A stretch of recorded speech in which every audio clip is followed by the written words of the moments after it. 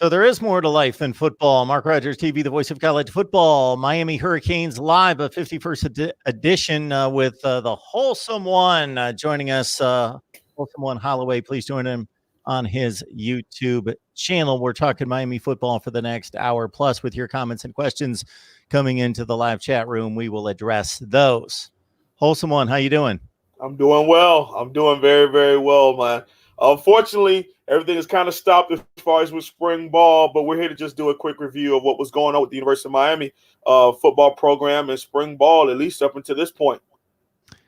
So everybody on the live chat and also watching, once we tape this and post it, of course, we don't have to explain the situation. You are well aware of what the situation is and why there's absolutely no competition right across the board with, of course, the NBA and March Madness being front and center in the sports world typically right now, and those being taken off the field. So it was announced by the Atlantic Coast Conference yesterday that the ACC, the NCAA's league to which the University of Miami belongs, released a statement Thursday afternoon. Quote, the decision was made following a consultation with the league's presidents and athletic directors to mitigate the further spread of the virus. And ACC Commissioner John Swofford said this is uncharted territory and the health and safety of our student athletes and institutions remains our top priority. This decision is aimed to protect from the further spread. The University of Miami posted an announcement via Twitter on Thursday morning saying not only that spring break has been extended another week, but that no athletic competitions will continue with or without fans. So competition meaning any kind of games, of course, that deals with basketball and other winter sports, and spring sports have already started. And then, of course, in the football realm, the football team is no longer practicing. We do have some of course, news and information and insight into what transpired before the teams were taken off the field. So we'll turn it over to you, Holsum One, in regards to what we did find out. And hopefully that, you know, there's really no end in sight at this point. So we just, it's a day-by-day situation. And I think most of these leagues and sports are, I think the NBA is about on a 30-day suspension right now, and then they'll reevaluate. Major League Baseball has said opening day will not start on time. And so there's a buffer there of 3 to 4 weeks, but it could be extended, hopefully not. And that's what we're looking at. And then, of course, based on that length of time that the teams are off the field, the Miami football team in particular and the administration would have to determine, okay, is spring practice really worth it? Or do we shorten spring practice? What do we do that's in the best interest of the student athletes, and how much school's left in the semester at that point? Yeah, it's actually a nationwide thing. I mean, at this point, you kind of got to hit the Joey Bosa. Yeah, I don't know. I don't know what's going on with the.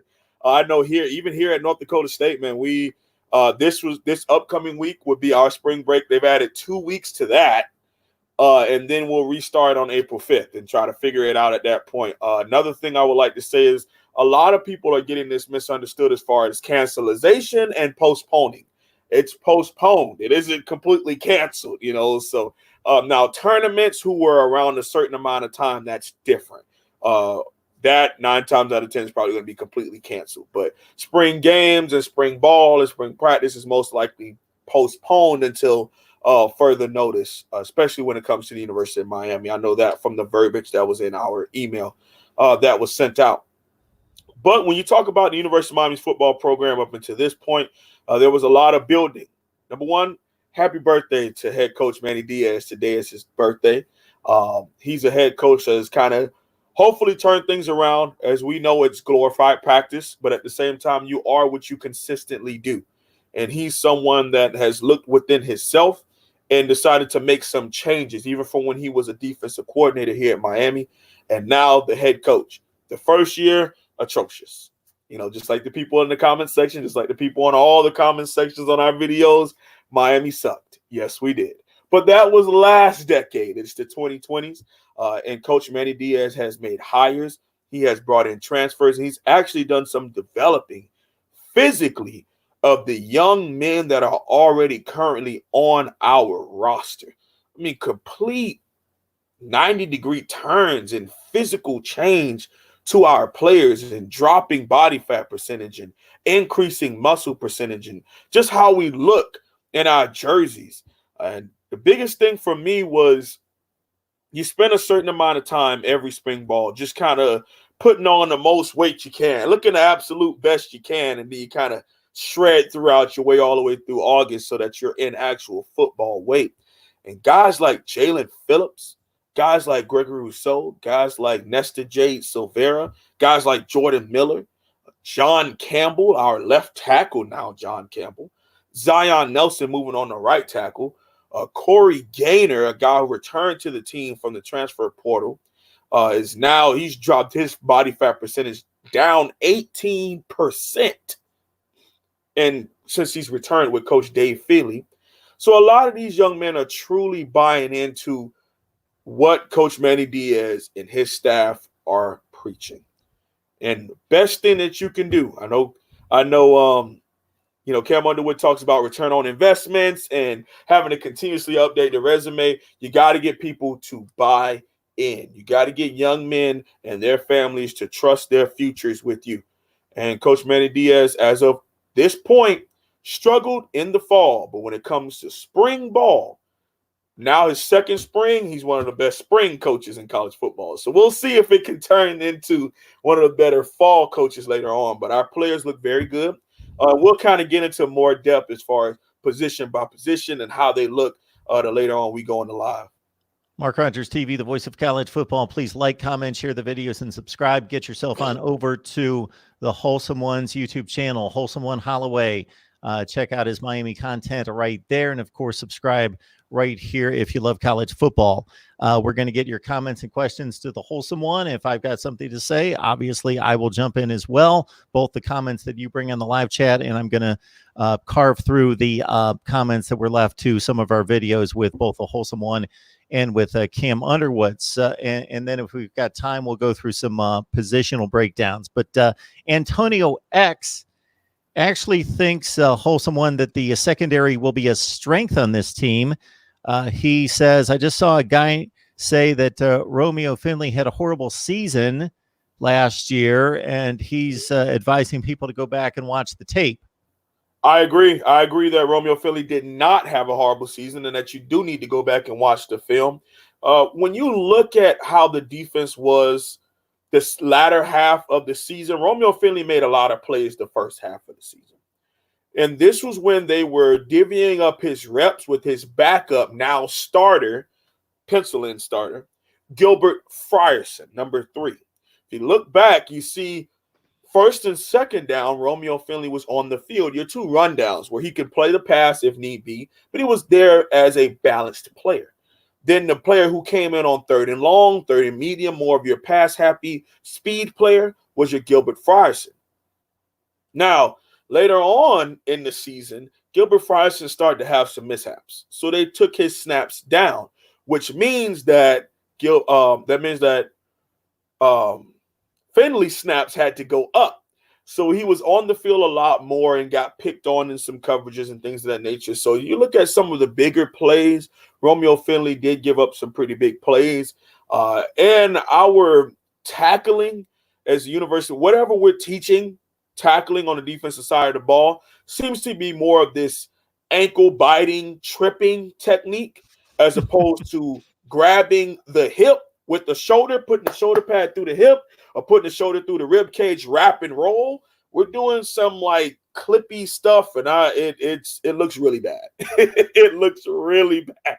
We gotta work on that. I understand you can't go anywhere without your feet, and I've also seen and gone to coaching camps where people do teach the ankle tackling techniques and things of that nature, but unfortunately, it has not worked here. We are pretty bad in tackling percentage.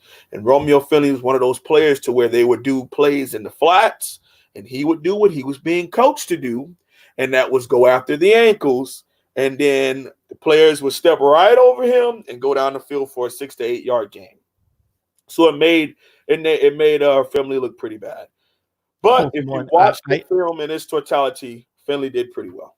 I can't imagine that that's actually being taught. I think that that all of us were taught form tackling, and even with the adjustment to the rules because of the targeting and so forth, even form tackling is still legal and still should be the way. Mark, listen, man, I've been to some camps with some coaches. I'm not going to say any names because of who I represent as a student assistant GA, but I've gone to some camps and I've heard some things, some people teaching some wild techniques, man. But, you know, there's always a percentage of certain things working for certain people. And when you come from certain coaching trees and you've seen it work, then it's your base and your foundation, or it's something that you heard and it's fancy. It seems cool and new. You know, the 4-2-5 wasn't always a base defense. Now it is. For some people, they like it. Some people, they don't. So it's just one of those things. Orange and Green Blood joining us in the live chat. Here to support my brother Kane, Holsum 1 Holloway, king of the breakdowns. Good stuff from him. We've got a number of people on the line. Want to say hi to everybody. In particular, Jordan Bowman, Nate on the line, Mr. HD.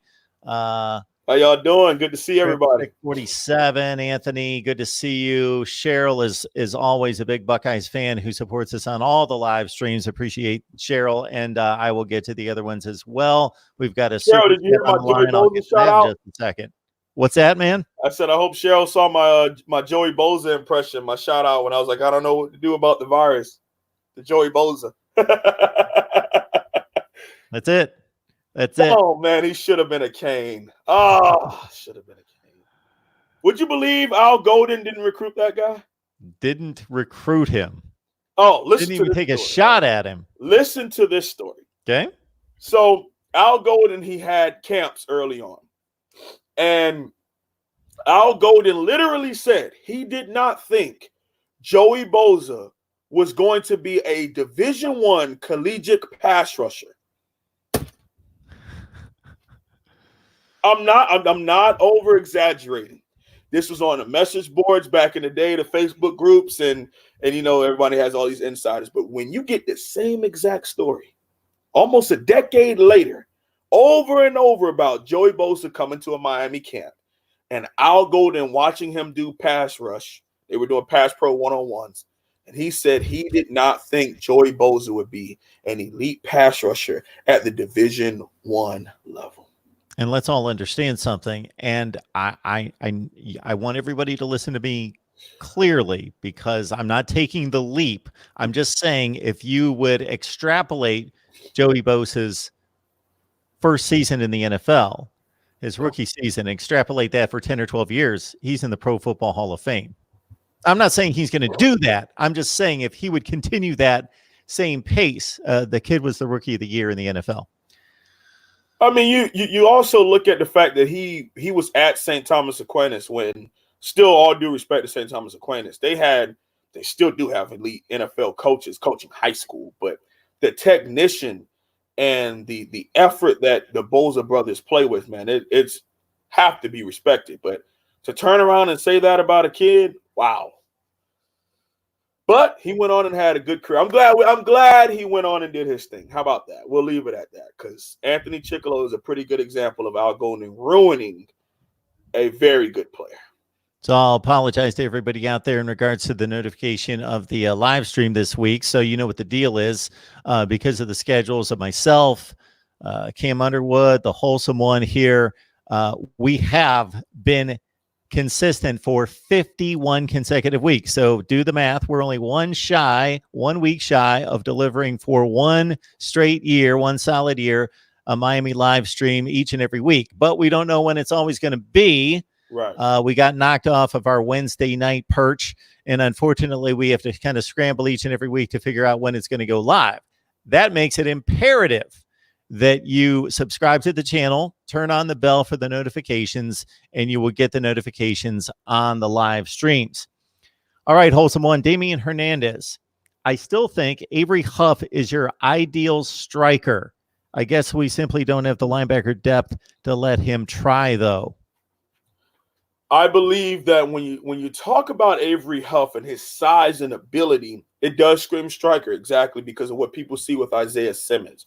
I mean, 6'3", 6'2.5", 6'3", 205 to 209 has been the weight that he's been fluctuating back and forth with. That screams what you would think theoretically would be a great striker. But and from what we've seen with our depth chart and how our coaches are looking at our depth chart, why not put Avery Huff at linebacker, which makes him an even more athletic linebacker, and just move a safety down to striker, as opposed moving Avery Huff to striker and then making him more of a run stop striker, when you can leave him in at linebacker and update athleticism at linebacker and just roll down a safety who wasn't playing much at strong safety to the striker position. It's exactly what we did. We left Avery Huff next to 5-year or 5th-year eligibility Zach McCloud, left him inside next to Zach McCloud, 6'3.5" Zach McCloud, and 6'2", 6'3" Avery Huff. In the inside, both have athleticism that can nimble, can scrape, can stop the run, can take on blocks. And then you move a guy like Gilbert Frierson, who was a corner that we moved to striker. Then you have Keontre Smith come down to striker. And then you have Keyshawn Washington, one of the early enrollees, learning strong safety and striker. So now we have athleticism and depth at 2 key positions. I can agree with that sentiment about Avery Huff. That's something I thought also. Why not put him there? But when you think about the athleticism in the teams that we play, you want to be able to cover at almost all positions. All right. If we bring down a safety to striker, it helps them be able to cover at the striker position. But if we leave a guy who's basically a striker and move him into linebacker, now we can cover at the linebacker position also. So for teams like North Carolina, teams like Duke, teams like Virginia Tech, the people who are in our ACC coastal rivals, they are all spread-based teams that over the last 2 to 3 years have attacked the striker and the linebacker positions. So what we have decided to do is to elevate the coverage and athleticism at both of those positions, moving a striker to linebacker and moving a strong safety down to striker, to update the athleticism and coverage so that we can combat the spread attack on our team, which I think was a great move. Anthony Manzano. Okay, I don't necessarily know that we need to dig too much into this, in particular, the situation nationally involving what's going to happen at the U, because they're in the same situation everyone else is. Yeah, no one knows. Wait and see, take precautions. Everyone's going to lean heavily on the favor of health and safety for the student athletes and everybody in the general public. So yeah, absolutely. Let's understand. Yeah, we can all be taking as many precautions as possible. And let's all understand that everything's backed up 3 weeks minimum right now. We're at 3 weeks. So as this continues on, it's going to be at least 3 weeks. And yes, there's going to be a decision. And let's say it's in that gray area. You're going to see some teams and some programs that are going to say, we're going to condense spring football and still have a spring game, maybe mid-May. There's going to be other programs that are going to say, we still get the work in. We still do what we need to do. The spring game is just a glorified practice anyway. We're good without it. And I would expect not a whole lot of spring games to be played, even if we don't go much beyond this 3 weeks. But it's all speculative right now, Anthony. We don't have any answers for you. We're not officials. The officials don't have any answers for you that run these programs. They are on a wait and see. The only thing we know right now, again, we are at least 3 weeks backed up. We are suspended for at least 3 weeks, pretty much across the board with any kind of sporting activities. Now, I will honestly say this much. This will test the leadership on football teams, because this isn't stopping the young men from coming together and having 7-on-7. The young men all coming together and say, hey, we probably can't go to the school wellness, but let's all get a 24-hour fitness, whatever. Let's all go lift together. Let's all go run the beach together. These are the type of things that something like this is going to test the leadership and the mental strength of young men being able to pull together and do things together, because you can't do it in the name of the institutions because everything is shut down. But leadership is going to be tested during this time where we can't really meet representing the University of Miami or wherever they are as a school and as a team, we can't meet and have, practice or whatever. So, $15 donation. Hey, thanks for the money, man. Thank you. Look at that wholesome one. Go Noles. Hey, man, still rep your team no matter what. Absolutely, absolutely. So Broken E36, this individual showed up just in the last week. Maybe he's been watching for a long time, but I just noticed his handle the other night, and he has been mighty generous to say, hey, I love the contribution. I love the content that you deliver, what you do here.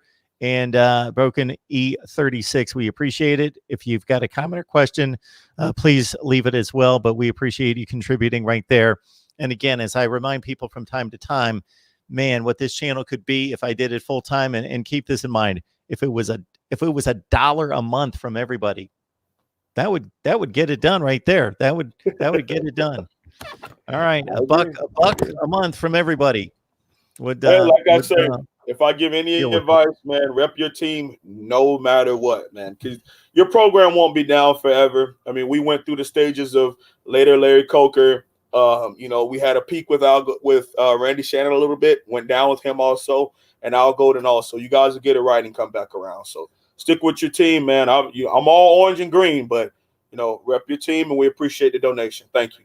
Broken E36, thank you so much for the donation here. Not that you really need to add anything to this commentary about Romeo Finley, Holsum one, since you gave us our rundown, but it's just quite amusing, the back and forth in the comments section between a number of people. So you got Dwight McDaniel saying, fine, Finley, well, he writes finally, his name's spelled incorrectly here.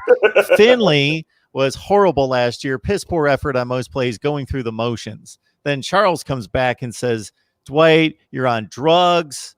LMAO. He was the only one that put everything on the line for his team last year. He was going so hard. Injury caught up with him. Idiot. Stop talking about football as soon as possible. Clearly, you make false statements about a true baller. Then we got Dwight coming back with, he must be his cousin. And then we've got Charles coming back with, Dwight McDaniel, he's not my cousin. I just think you guys don't watch football at all. Watching 1 or 2 games doesn't make you an expert. Oh, it's good stuff. Oh, man. Those boys are going at it. All right. We love the passion.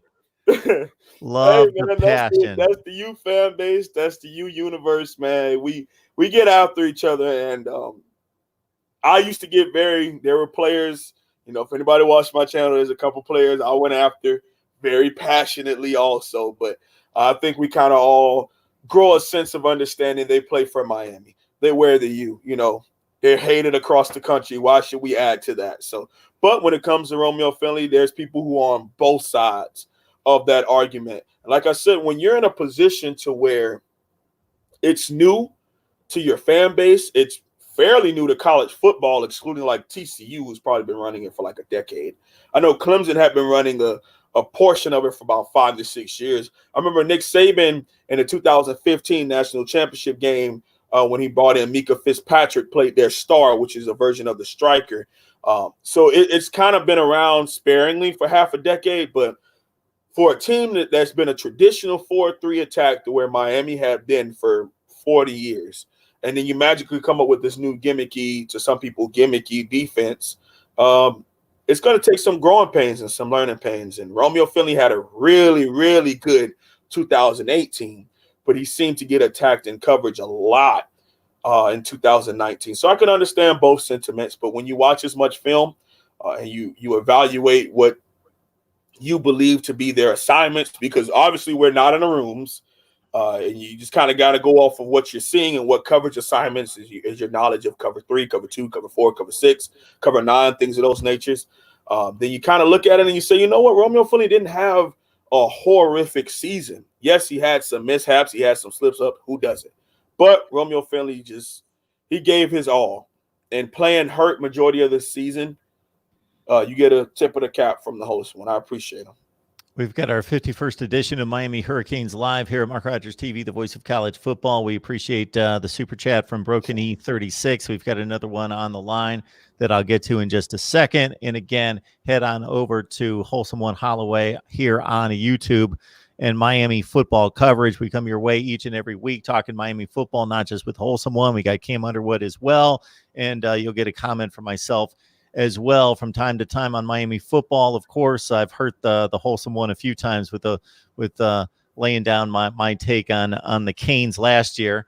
But once they hit the field, I'll have my weekly take as well.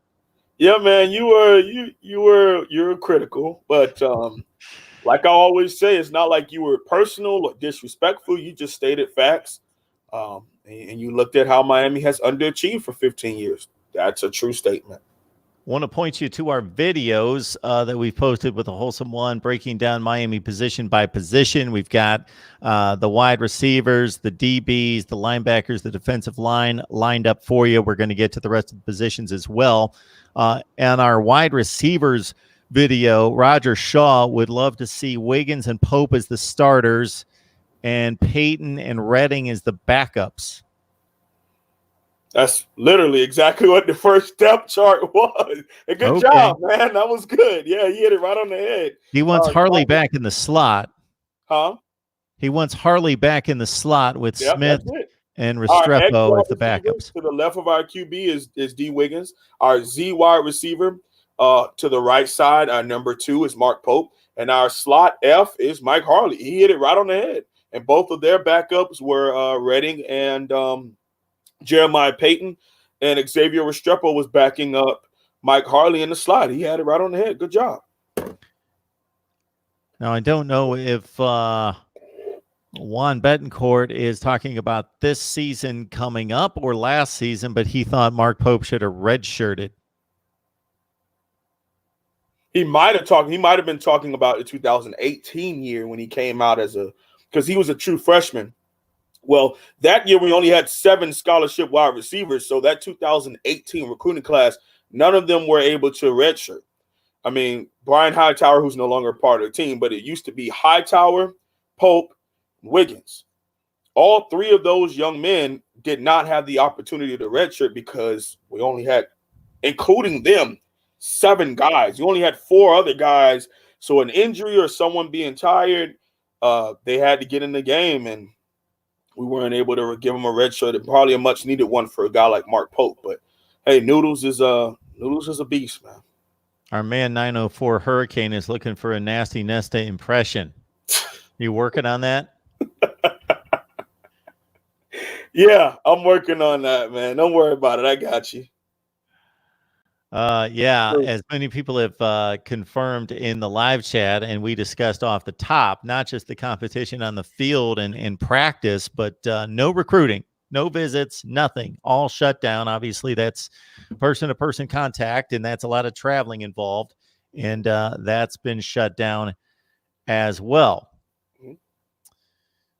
When we look at the quarterback position for you, is this completely locked and loaded with De'Aaron King, or does N'Kosi Perry deserve a shot? No, it's locked and loaded. I think there's not really there's no need to make something that isn't there. It wouldn't be a QB. It wouldn't be a fair, true QB competition. You brought him in for Houston for his last season for a reason. He has a very good grasp of this offense. He's used to that high tempo, quick get the ball out or run or RPO, or he has that. Talking about De'Aaron King, he has that already known. It's not something that I like to hear. I think there should be competition regardless. But what De'Aaron King's influx into this program has done is force everyone to get better and force everyone behind him, including Tate Martell. It's not just N'Kosi Perry who's doing very well and getting better with De'Aaron King being there. Tate Martell is getting better. Peyton Matota is getting better. Tyler Van Dyke is also getting better because they're having to learn at a rapid pace to keep up with De'Aaron King because he's so used to bum, bum, bum, bum, bum, bum. All right, set, throw the ball. Bum, bum, bum, bum. All right, set, throw the ball. Up. I mean, he was just flying in these drills. And when we had our practice last Friday, the only padded practice of the spring so far, full padded practice, full takedown, full tackle, De'Aaron King completely separated himself. They're talking about reading options and him able to do they had a motion go behind D'Eriq King had motion for Harley to come behind him. And so there was an option to where he can pitch it to Harley, who was going behind him, or pitch it to Cam Harris, who was going underneath. And then they were reading Gregory Rousseau, our best player. And Greg was like, I didn't know where to go. Like he pumped it to him. He pumped it to Cam Harris inside, and Greg went down. And then D'Eriq King took off up the sideline. No, those are great things to hear about. And some people may or may not like those type of offenses. They may think it's gimmicky, and that's not pro style Miami, old school, run the ball, I formation football. No, that stuff is out of the way. Bringing in people like that, bringing in guys that can make plays like that, who are dynamic and electric. They've been doing it to us. So now let's do it to them. Just like Nick Saban said, I had to go get me a mobile QB because they were kicking my beat for the longest. So he had to go get him a mobile QB that can throw and that can run an up-tempo offense. And that was good to see happen up there at Alabama with Nick Saban, and now happening at Miami. And D'Eriq King has just showed that he belongs there. I mean, a lot of people were talking about how small he is. I think he might be 5'8". I mean, next to Tate Martell, there's pictures of him next to Tate Martell, and it's a sizable difference. He can't control that. What he can control is how dynamic he is, how fast he is, how strong he is, how he can throw the football, his accuracy, his trajectory on the ball. He can control all of those things, and he has separated himself with all 5 of those categories against all the other QBs that are here at Miami. He's the best we got. Put him out there, let him score points, let him jog, let him sprint to the end zone, celebrate, and sprint to the sideline like Coach Ritt Lashley says. You do not finish the drill until you sprint to our sideline, not through the end zone, not celebrating to the sideline. We talk Miami football each and every week, at least once a week with a 1-hour live stream. We've done it for 51 consecutive weeks. Do the math. One more week for a full year. Got the Holsum one on the line talking Miami football. That's the reason you need to subscribe to the channel. Then you turn on the bell. You get the notifications, and you know when we're going to go live. Got the notification out late today, 3 o'clock Eastern time, talking Miami football with the Holsum one. Sam Brooks, of course, a linebacker that was signed in the 2019 class, contributed with 18 tackles and 1.5 tackles for loss. So Ricky Rodriguez saying he's going to play a lot this year. Your thoughts about Brooks and where he stands? Yes, he will if he earns it. Avery Huff will probably have a stranglehold on that starting linebacker position next to fifth-year senior Zach McLeod, who's been waiting to give his opportunity to wait to stand out because he was the highest rated out of all 3 of the 2016 version of the Bermuda Triangle. When it came to Shaq Quarterman, Michael Pinkney, and the third player in that was Zach McLeod. When we moved to the 4-2-5, he had a lot less playing time as the backup behind Shaq Quarterman as the middle inside linebacker in the 4-2-5. And now took a red shirt last year, a grown man move, took a red shirt, and now decided to come back and be our leader. And next to him will be a weak side linebacker, whether it's Avery Huff or whether it's Wayman Steed or whether it's Sam Brooks. Now, Sam Brooks is currently out with a shoulder injury and will miss the entire spring. So, therefore, when he comes back in late July, early August for training camp, he's going to have to really fight and make sure he wants to come and contribute. But regardless, he will play. He's one of the fastest linebackers that is currently on our team and able to make some plays. So we're excited to see. I mean, whenever he flashed every time he got in the game last year, and going up against this up-tempo offense is only going to make everyone better on the defense. So hopefully Sam Brooks, when he gets a chance to strap up and get in the game with us or getting in practice with us in late July, early August, he can catch up and be ready to go and against Temple, first game of the season. 61 on the line. Please like, comment, share the videos out on social media because you've got a social media reach that I don't have, that the Holsum one doesn't have. You reach different people, so please share the videos out there. And subscribe right here, Mark Rogers TV, the voice of college football, to get the notifications. Mohammed Hussein, thanks, man. We appreciate the super chat contribution.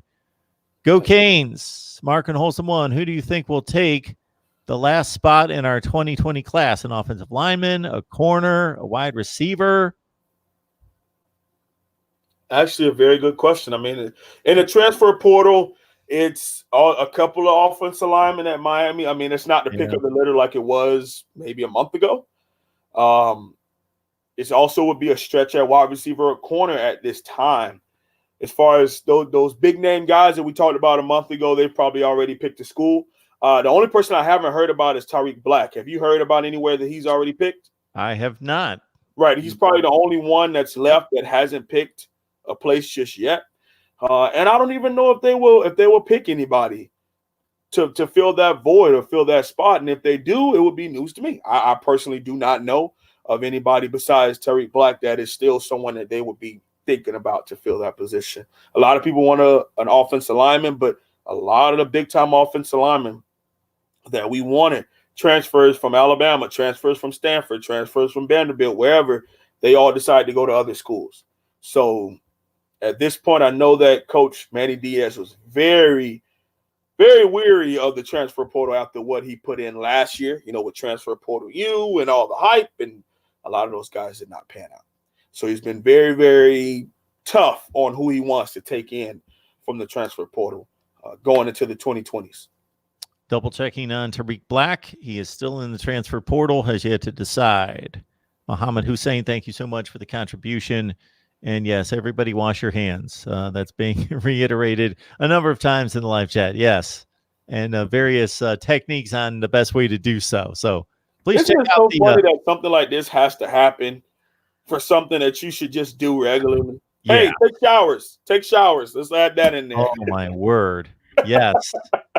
I've seen all sorts of memes and funny quotes on social media talking about people washing their hands. And yeah, that it would have to come to a public, national, international calamity for people to be just sanitary with the way they conduct themselves. All right. If you got any comments or questions concerning the Miami Hurricanes, obviously practice suspended for at least 3 weeks, something in that range, but it could be longer. We have no idea. So we were asked that earlier. We have no idea. If they don't know, we don't know. Nobody knows. But everybody taking the precaution of about 3 weeks right now. But that's best, very best case scenario. Like something would have to drastically happen in the positive direction, like now, for us to be back on the football field in 3 weeks. So this isn't a quick solution, but hopefully the damage will be minimized. All right. Don't see any other comments and questions. I want to point you guys to the videos that we've posted with the Holsum one. So we've broken down D-line, linebackers, corners, safeties, wide receivers. So check out those videos. We'll get to the other positions very soon. Zach McLeod gets some love from Brandon Tooks, hard hitter, not that good of a linebacker. I hope he has taken the next step because our young guys are coming. It's one of those wait-and-see approaches. Zach McLeod, like I said, he's been in this system for 3 years, but he will be going on his 5th season as part of the University of Miami's football program. It's a lot of takes when it comes to Zach McLeod as far as his coverage skills were pretty bad. But when he got in the games, especially the Pitt game, if you go back and watch the Pitt game of 2019, when he played next to Shaq Quarterman, because Pitt was a really, they play a lot of spread concepts, but versus Miami, they just kind of got in our formation and tried to run down our throat for some unapparent reason. And we did pretty well against their run. And you see Zach McLeod flash. You see him shoot gaps, hit people, take on blocks. He did a very, very good job as far as spilling plays back inside to other players so that they can get the glory and make the plays. Miami has been looking at a way to elevate our athleticism. And like I talked about, one of the biggest things was leaving Avery Huff at linebacker and not moving him out to striker. They've tried fluctuating weights. They've tried, running 120s time. They've done the whole 22 miles per hour as far as timing how much and how fast the guy's going. They just tried all these innovative things to just measure the speed of our players, because the Miami speed that Mark and a lot of the people who are watching this, whether you're #rewatch squad or whether you're live squad right now, you knew that Miami was a blazing squad. I mean, we were flying. It's not like that anymore. So Coach Manny Diaz has tried to figure out, well, what's going on? Why don't we just look like the fastest team week in and week out like we used to? And one of the biggest things is that athleticism is just going all over the country. You know, the athleticism is going D1, D1 AA, D2, D3. Athleticism and speed is going all over. But when it comes to Zach McCloud, I think that his leadership and his ability, we will leave him as more of a whole player. So he will just have either the middle of the field or everyone else is in coverage and he's just man on the running back, or being someone that's literally in the middle of the defense and everyone else has a zone. He's just trying to find where the play is, as opposed to giving him a coverage assignment, which is what he was in 2016 when he was a strong side linebacker and teams would key in on him with slots and tight ends. And just like how everybody's making fun of Romeo Finley right now, Mark, that's how a lot of people felt about Zach McCloud, because he was out of position in a tough situation that he wasn't used to playing in space and having to cover. Now he gets to play the middle linebacker and hit people in the mouth, come downhill. And I think Zach McCloud do really well at it.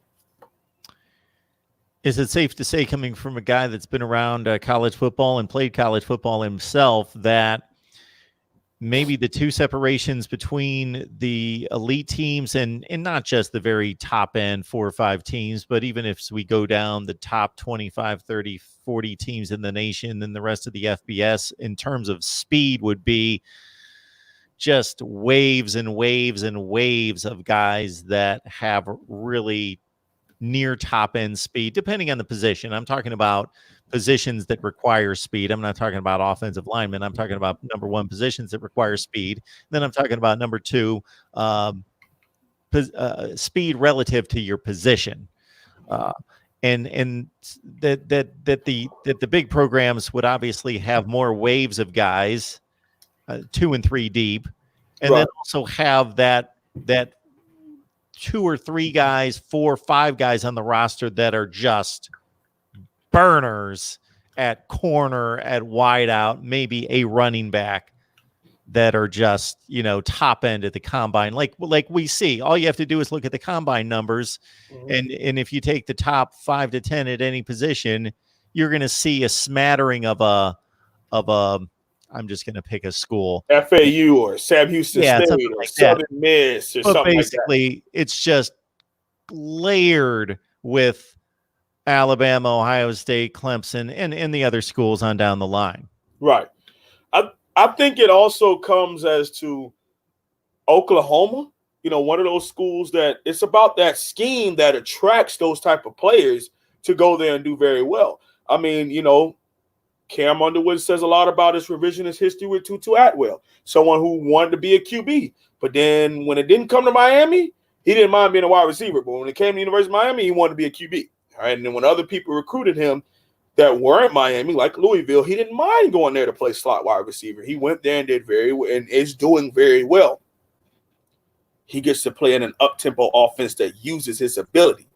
If he played for Mark Richt or Dan Enos, he wouldn't have been making the same plays he is playing up there in Louisville. So you have to have an offense that attracts those type of players that know, hey, usually if you're a Blazer, you're not the biggest guy. So you're playing in, you know, your Baylors, your Oklahomas, your Oregons, those teams that played those spread type attack downfield, you know, recently you have your Clemson and your Alabamas, but for a while it was those short, speedier teams, your Big 12 and your Pac-12, that allowed those players to play in open space, and they looked even faster.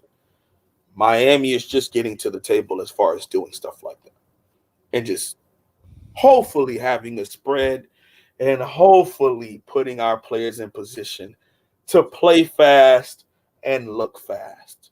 Because like I always say, it's spring ball. It's only been a week. We can't crown us just yet.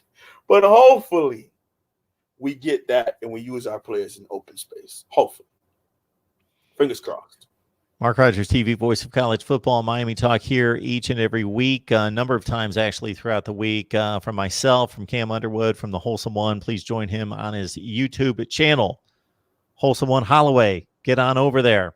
Jonathan Ford coming off a season, and I hesitate going to defensive stats, I don't think they're as meaningful as offensive stats. It depends on the scheme. It depends on a lot of things, and especially interior defensive linemen tying up blockers and double teams and all sorts of things going on. But anyway, 18 tackles, 3.5 tackles for loss, 3 sacks for Jonathan Ford last year.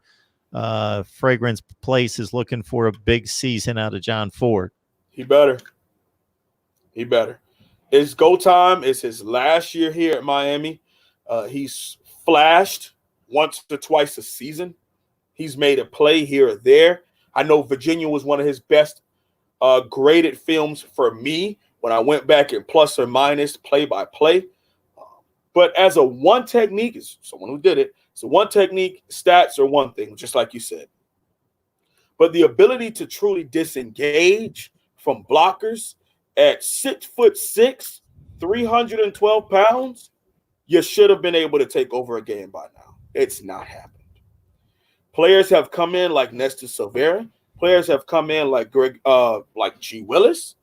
Players have come in like Jordan Miller, who have flashed throughout his entire time here. And you could point to a game or two where you said that guy took over the game.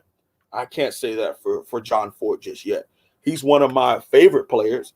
I think that he is someone that once his stamina and once the depth behind him grows, he can truly step up. I think this year is going to be huge. We moved Nasty Nestor over to the 3 technique, and now we will be splitting reps between John Ford and Jordan Miller, who are both Jordan Miller's 6'4", 325.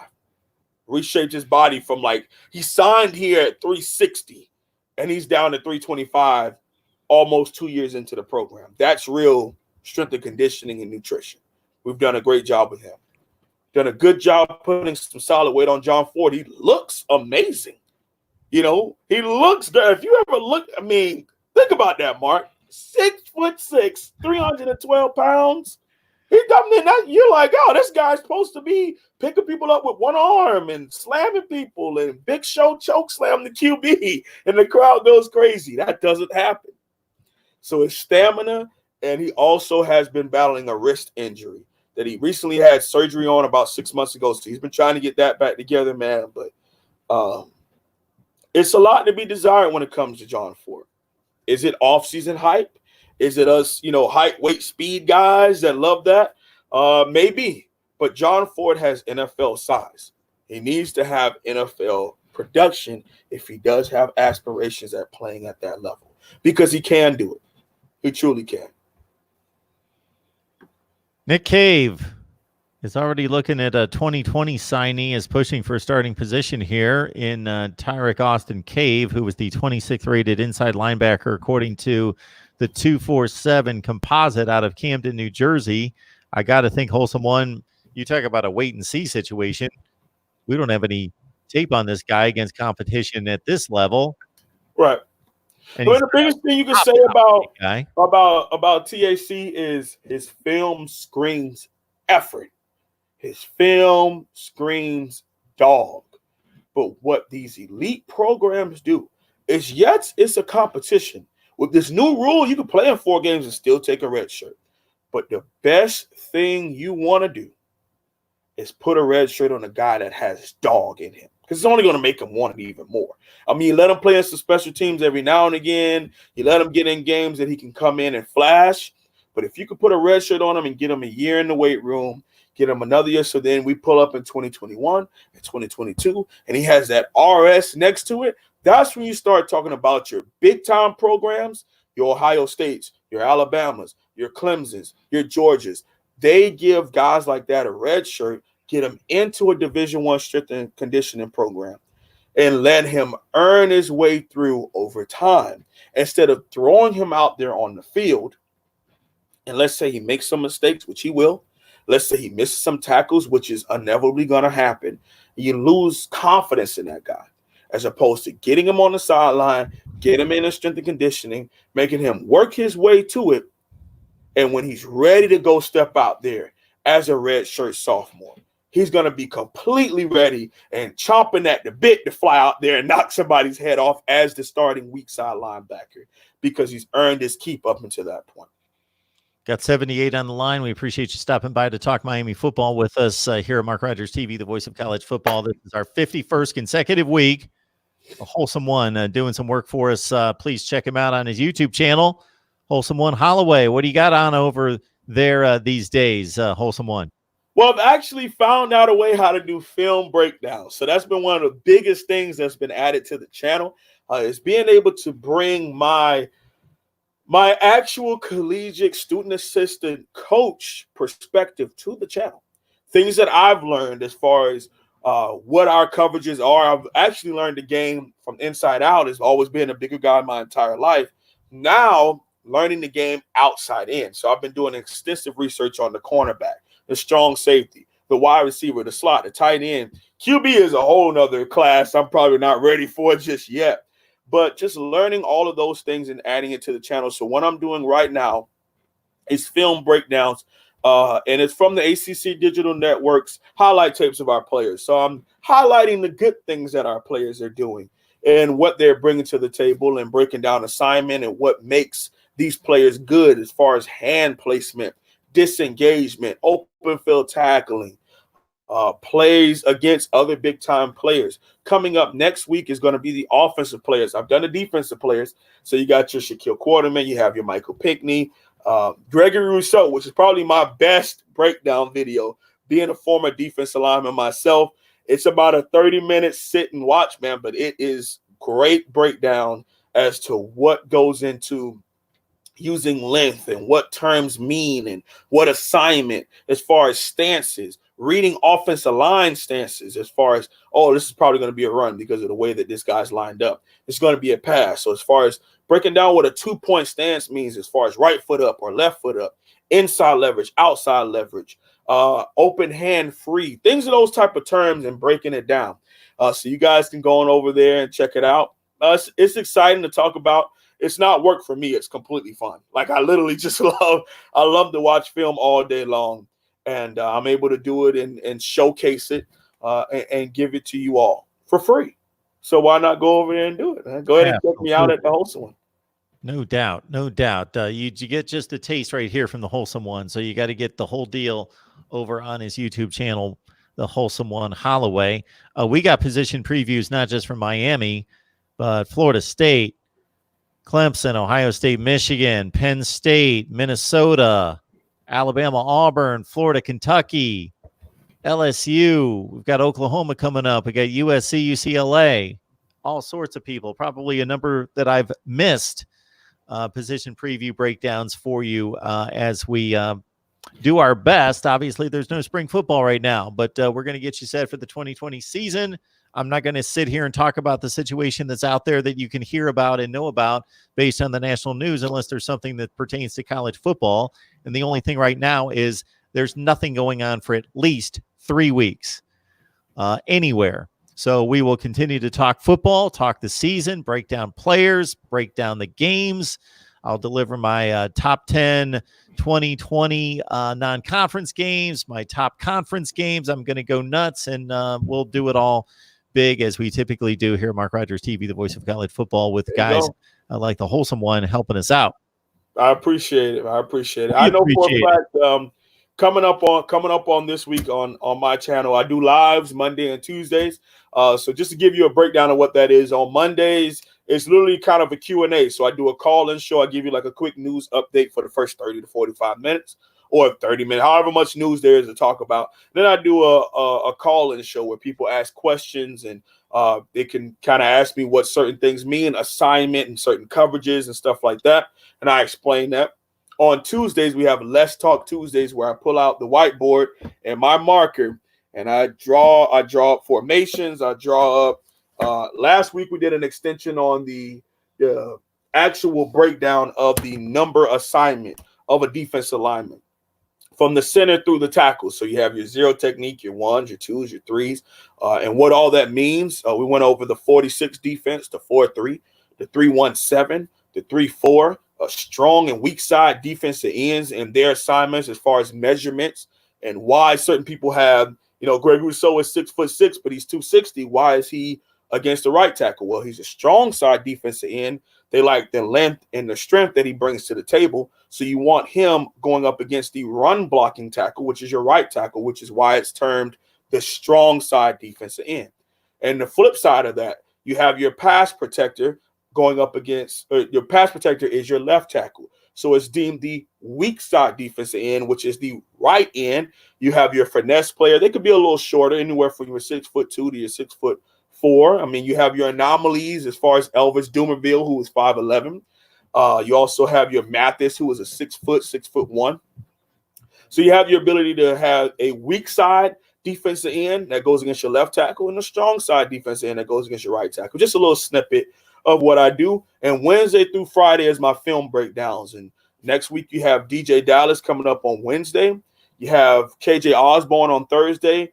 Jeff Thomas / Brevin Jordan on Friday. So go ahead and check that out. Love it. Love it. Breaking down the film, Holsum 1 Holloway. Please join him on YouTube.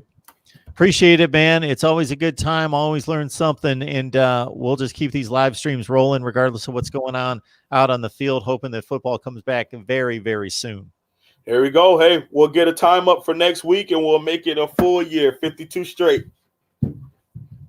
See everyone next time. Appreciate you stopping by.